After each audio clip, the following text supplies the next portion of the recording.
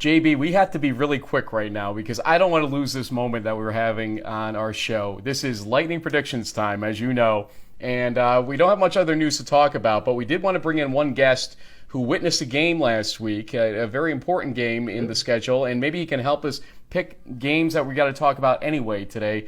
I'm going to let you do the honors as I prepare this.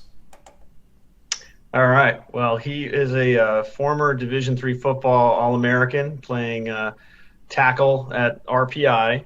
He is the godfather of in the huddle with two L's.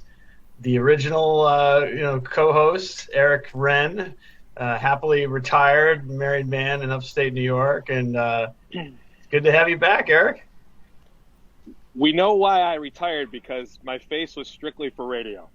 So when you guys went video, my wife said to me, "It's probably time for you to definitely not make a comeback." So it wasn't just your wife that said that. Hey, we're glad to have you back. I haven't seen you in forever, and I'm always up there. So what's up with that? You never come see me. He's a busy guy, man. It's a busy guy. Marriage and 2 young kids, and just trying to expand my horizons beyond what I was doing in the past. I'll leave it at that. Talk to the legend. Talk but to it's him. Great It's great. It's great to be back. It's great to be with my esteemed co-hosts, Frank and James. Yeah, I kind of was like, look, I was looking for the music to cue in, but all this newfangled video and it's great. Great to be back. I probably would have shaved now that I can see myself and see what I look like. So, but before you go shave, you got me at 85%, which is better than. How did you look Saturday? How did you look at homecoming? It was RPI hosting Ithaca on Saturday, and for that matter, I shouldn't even have to ask this, but how did RPI look to you? Well, I'll tell you what. I mean, I think, and correct me if I'm wrong, you guys might know this, but I believe it's the first time Ithaca had been back to RPI since the 2003 Snow Bowl, where RPI made the run to the Division III national semifinals. I don't think they've been back there since that time. I don't know, Frank or James, if you know that off the top of your head, but I don't believe they had. It was it was an unbelievable crowd. I'll tell you what, that crowd there, because you know how big that stadium is, so it probably holds 5,500, 6,000 is the listed attendance. So when you have to fill that stadium, a lot of times, even with a couple thousand, it's going to look pretty sparse. But it was a good crowd, definitely at least 4,000 people, I would say. Great crowd. Ithaca travels very well. They had a great contingency with them. Great atmosphere in the parking lot. It was alumni weekend, homecoming, so there was a lot of festivities around the place. Big outdoor, food court. It was just a great venue. I wish every weekend would be like that at RPI home games.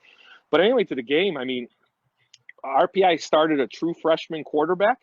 I didn't know a lot about this kid, and when I went out there, the first quarter, I would say, you could tell that the offense wasn't used to having him under center the full season.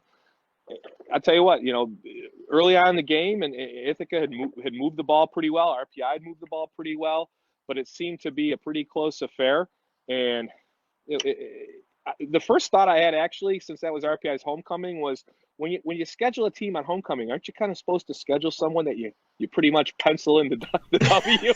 Well, look at what Union's doing this week. It's Hobart Union is homecoming. Isn't that what you're supposed to do? I mean, so I said the same thing. Said, Holy yeah, smokes, right. That's a heck of a homecoming game. But anyway, this RPI team that played Ithaca, certainly it wasn't the same RPI team that lost to Hobart 30-0. They showed a tremendous amount of grit. It was a very tight game for the first 3 quarters. I think it was still 14-all or 14-7 in the fourth, or 7-7. I mean, it was a low score.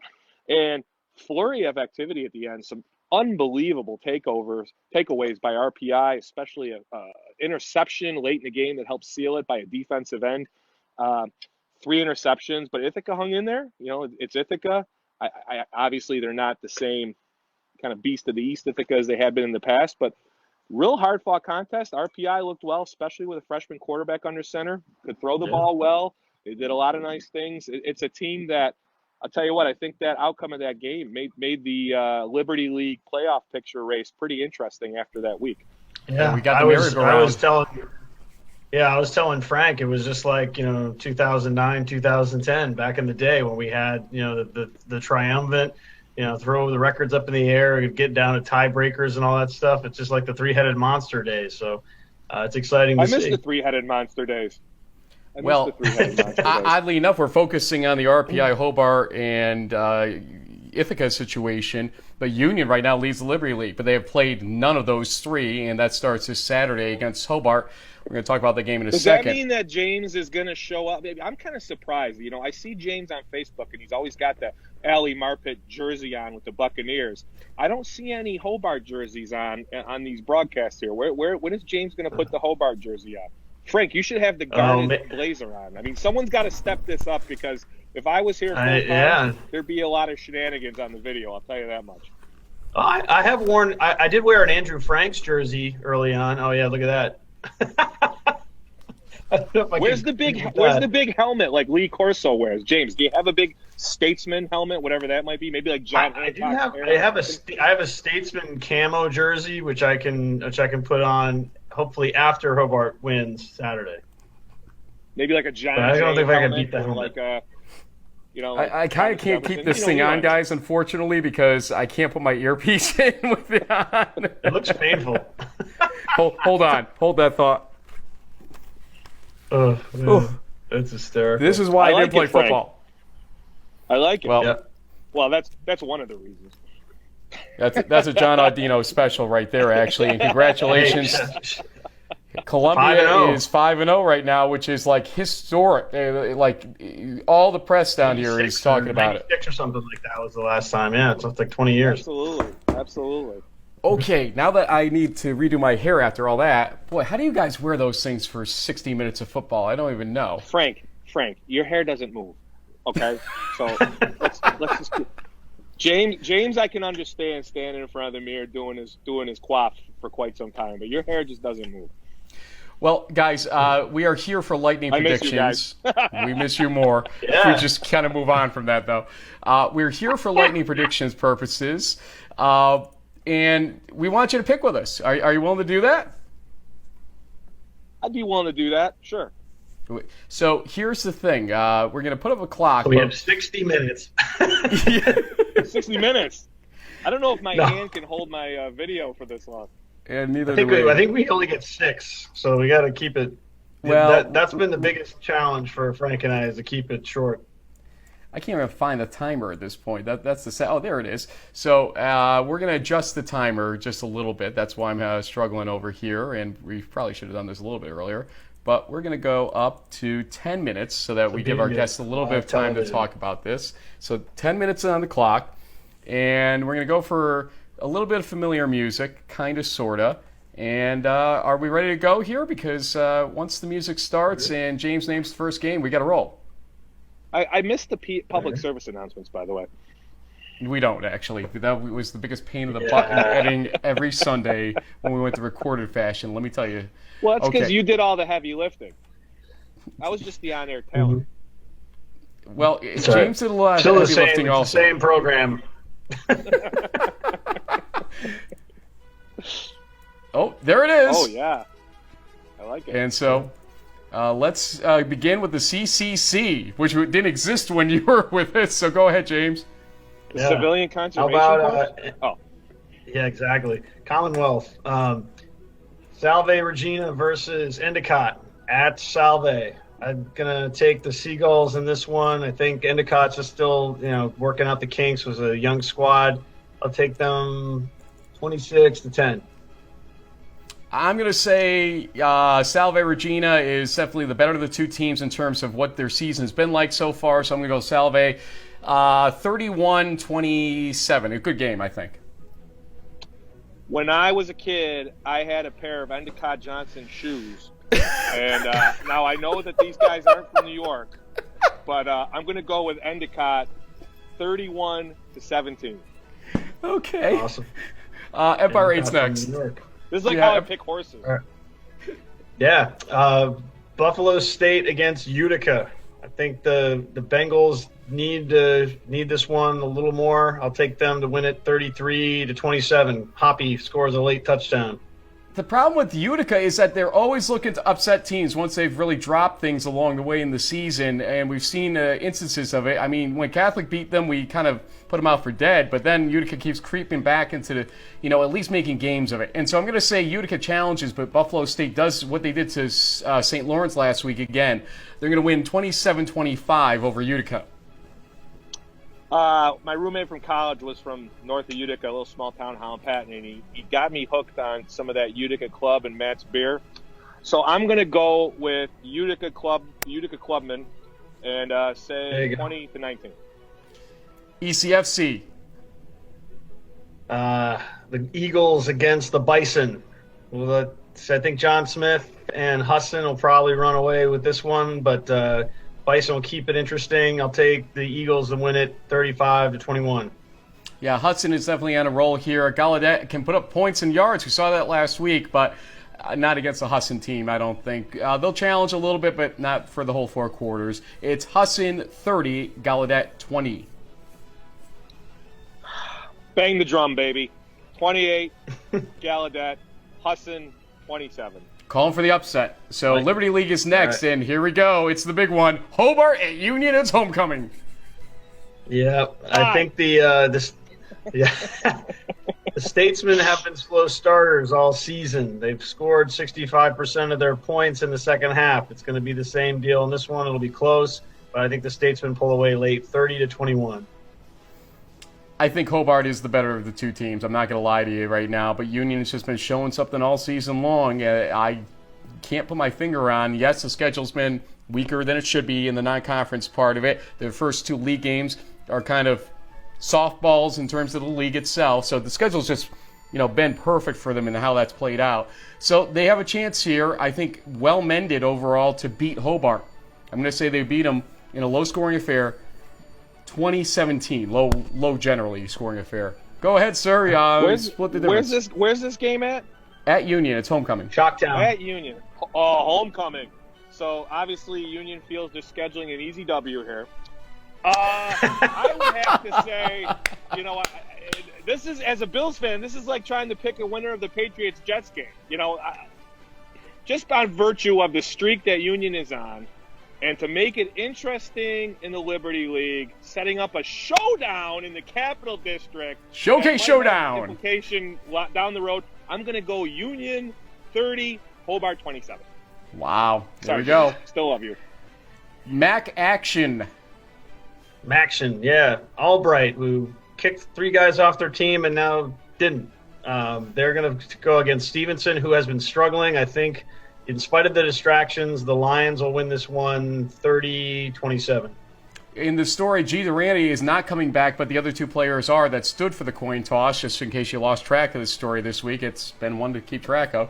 Between them and Occidental canceling their season, it's been like we can't talk about football action anymore. We're talking about the other pages of football going on. It's unbelievable. But nonetheless, Albright wins this game. I think they unify here again, despite Durante not being on the team.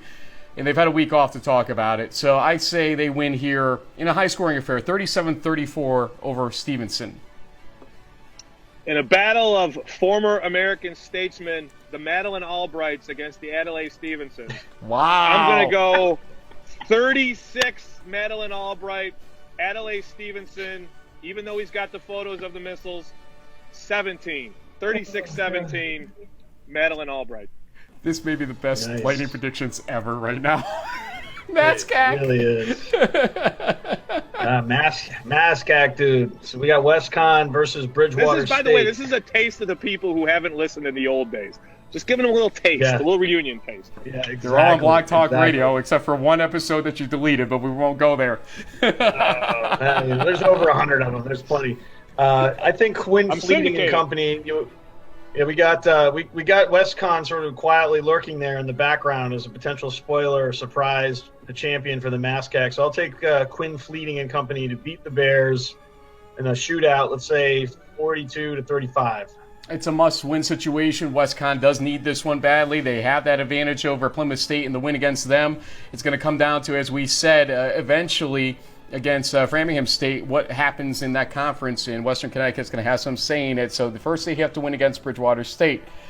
I think they do, but I think Bridgewater State begins early in this one, and they'll have to play catch-up, will WestCon. WestCon wins this one 24-20. All right. If it was East Connecticut, I'd say they didn't have a chance. But since it's Western Connecticut, I think that they're going to come through and deliver this day. I'm going to give back one to my boy James Baker, who's a Connecticut guy. Avon, I believe, or Avon. You say Avon, I say Avon. I'm going to go with Western Connecticut, 29-16. I've lost track. NUMAC? Okay, NUMAC, another conference that didn't exist when you and I were doing the show alone back when.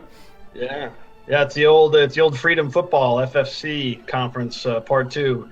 Merchant Marine against WPI. The Engineers are kind of quietly there in the background at 2-1, just behind MIT and Springfield. They're 4-2 overall. They really could use a win here, and I think seems like Merchant Marine might be a little down, more so than we thought. I'll give the edge here to the Engineers, 33-27. Yeah, WPI seems to have that rushing game. Coop's going to jack you up, James. Coop's going to jack you up.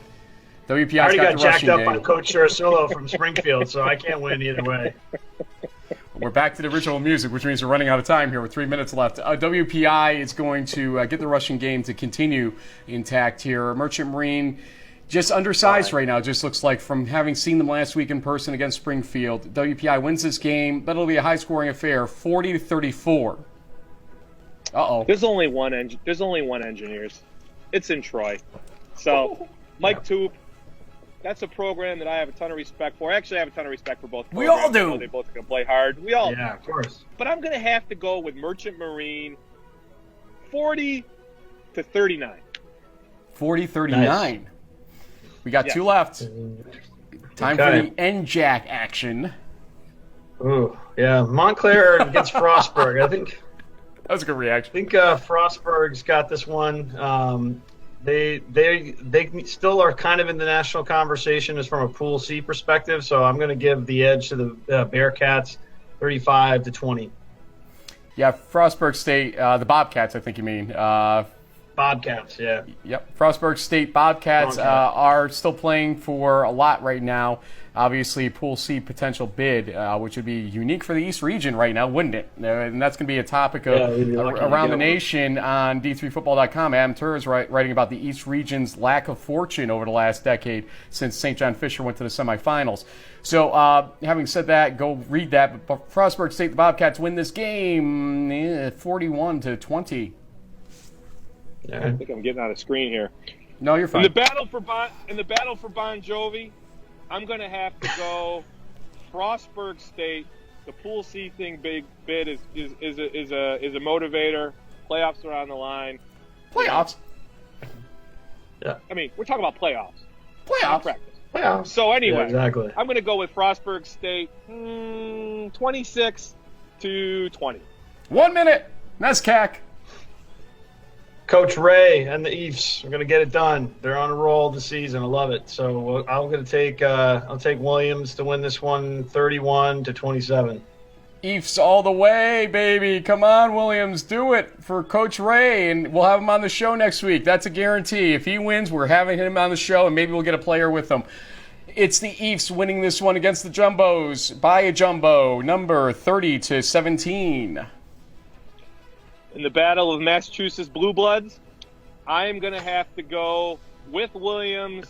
I like 30-20 over the Jumbos. So, what's a jumbo? Big elephant? Aren't elephants big anyway? Yeah. Why is that? That's redundant. So just for the fact that they're redundant, I'm going to go for Williams over Tufts, 30-20. 7 seconds. The bonus USC Notre Dame pick. Notre Dame. Go ahead. USC all the way, baby. Of course. Eric Ren, we appreciate you joining us. Give some shout-outs, though. You're allowed to at this point. I'm going to have to say shout out back to you guys. I mean, thanks for having me on. It's been a pleasure. I'd love to do this again. Shout out to all my crew out there, people that have listened in the past and remember me. Hello. Thanks for having me back. It's been a fantastic time, and you guys are doing an unbelievable job. I follow you on Facebook and listen to the podcast. It's going great, fellas. Thanks for keeping the legacy going. Hey, one thing, we got to give a shout-out to Stan Wren, our man Stan Wren, yes, sir. who we miss greatly being on the show from time to time. We know his health is up, down, all around, but it's one of those situations where Stan Ren he bleeds that Division III football mentality. He sure does. I'll tell you, man. Always followed the scores. Always knew what was going on, and was one of the biggest fans of the show. So how was it for your dad? How was it for your dad last year when Alfred made that run all the way to the quarterfinals? He was giddy, trust me, and watching every game online, paying attention. Called the coach the week before to wish him well. It was a good time for him. Thanks for asking. That's great. Well, send our best to him, please, and to your mom as well. We do miss getting to talk to them. My best to all you guys. Keep up the good work. Hey, James, tell Allie that I said I probably would have handled him when I played.